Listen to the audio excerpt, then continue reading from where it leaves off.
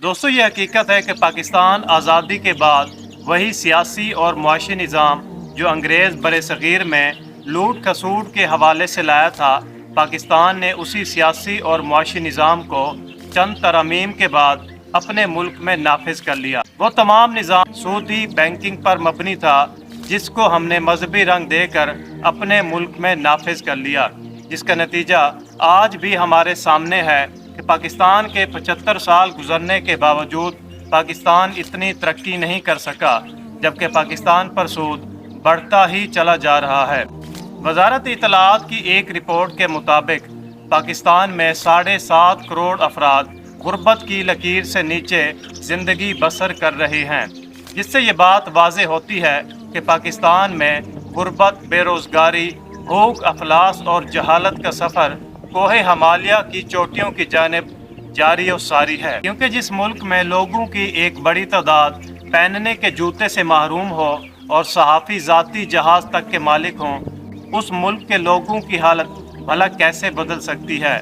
और यही तो कैपिटलिज़म सिस्टम है जो कि सरमायादारियत पर मबनी है, कि जिसमें अमीर अमीर से अमीर तर और गरीब गरीब से गरीब तर होता रहता है। क्योंकि जिस मुल्क के मालियाती इदारे, उस मुल्क की हकूमत, उसकी जमहूरी अक़दार या जमहूरियत पर मबनी ना हो, कि उसके तमाम फ़ैसले उस मुल्क की हकूमत के मातहत या हकूमत ना करती हो, बल्कि कोई बैनुल अक़वामी ताकत करती हो, तो वो मुल्क भला कैसे तरक्की कर सकता है।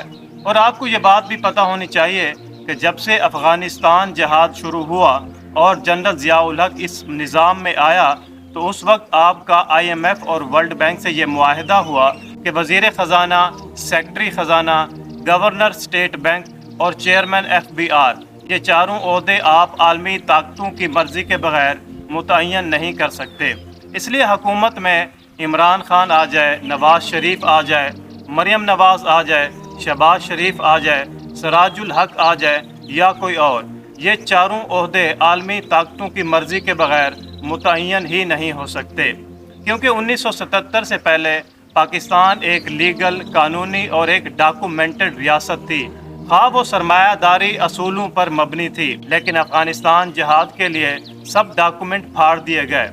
क्योंकि जब किसी मौलवी या फ़र्द के पास लाखों रियाल्स और डॉलर्स आएंगे और वो बैंकों में जमा होंगे, तो बैंकों में इसके सही असूल, ज़ाब्ते और कानून क्या होंगे, इस पर हम सबको गौर व फिक्र करना चाहिए।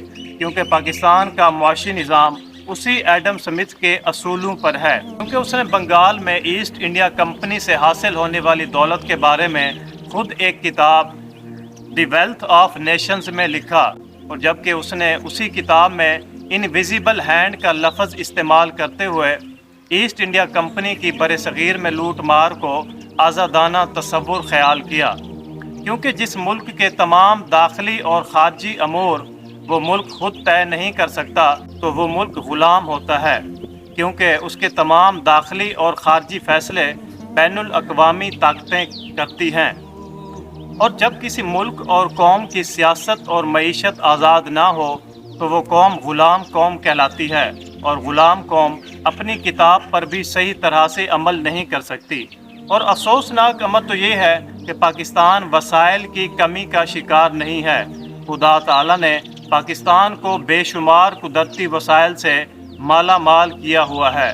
डॉन न्यूज़ की एक खबर के मुताबिक मल्टी नेशनल कंपनियां पाकिस्तान से हर साल अरबों डॉलर्स बैरून मुमालिक मुंतकिल करती हैं, जिससे ये बात वाज़ेह होती है कि पाकिस्तान वसाइल की कमी का शिकार नहीं है, जबकि इसके कवानीन, असूल, ज़वाबित, सियासी और मुआशी निज़ाम ही गलत है। और इसकी बड़ी वजह यह है कि जो कुरान हमें सियासी, समाजी और इक़्तिसादी तरक्की का प्रोग्राम देता था, आज हम उसको असम्बली में सिर्फ कसम उठाने के लिए लाया करते हैं।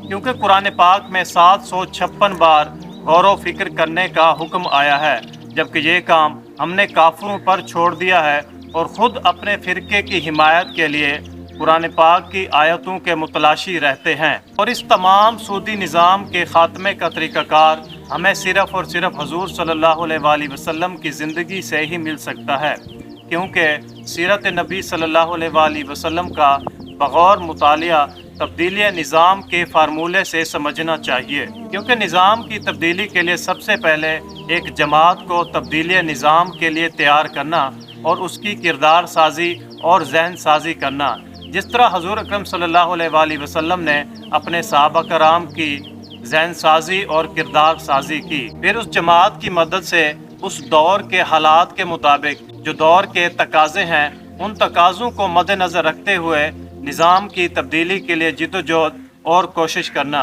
फिर वो जमात सियासी इनकलाब लाकर मईशत, कानून, इंसाफ, इंतज़ामिया और हर शोबे ज़िंदगी में ऐसे कानून और ज़ाब्तों को ख़त्म करती है और ऐसे कानून और ज़ाब्ते तश्कील देती है कि जिससे वो अपने तमाम शहरियों को बिला तफरीक रंग, नस्ल, मज़हब, बुनियादी ज़रूरियात मुहैया करती है और वो रियासत वाकई एक माँ जैसी रियासत कहलाती है।